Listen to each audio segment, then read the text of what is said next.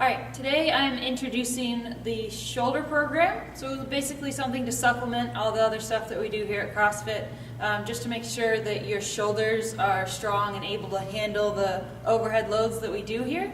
A couple of things. It should be designed to be done in about 10 minutes, so before you come for a WOD, just come that much earlier, and then you should be able to get this done in that 10 minutes. That being said, you can also do it after the WOD if you don't get here early enough.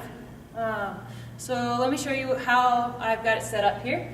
So I've got 2 dip pins set into the rig here about shoulder height and then about mid-shin height here. And then we've got a number of elastic bands or tubing of varying thickness. So going from 10 pounds with the green to 20 pounds resistance with the purple, and then up to 30 pounds with this orange color, and then the maroon is 40 pounds. So that's just going to give you different amounts of resistance for each of the exercises. So I've got 6 exercises. Each one you're going to do 1 set of 10. So quickly I'll just run through them and give you an idea what they look like. So the first one I'm going to call the W to shoulder press. So you set up facing the rig. You're going to use a light resistance for this, and you're going to be using the high peg. So you get shoulders, or arms shoulder height, and then you're basically going to pull back like a row, or this W position, and then up to shoulder press. Nice controlled motion, come back down, and then return to the starting position. So it's going to start with your shoulder blades squeezed, then it's a row, and while maintaining that position, you're going to go up into a shoulder press, and then bring it back down and do the reverse. So 10 of those. The next one is going to be called the bow and arrow. So you're going to need a little bit more resistance. So I've got the orange one here. Again, facing the rig, arms straight out in front of you. For this one, I don't want to see any pelvic motion, so your hips shouldn't rotate. It's going to be one arm at a time. So the 10 reps is 10 per arm. So one arm at a time, you're just going to pull it back like you're shooting an arrow. So that would be 1. And again, starting with the shoulder blade into this row position. Your torso can rotate, just not your hips.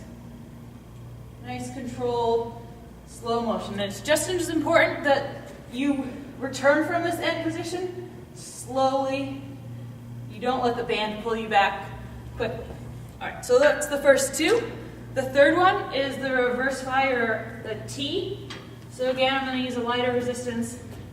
Same starting position, and then I'm going to fly arms out to T, and then slowly return them.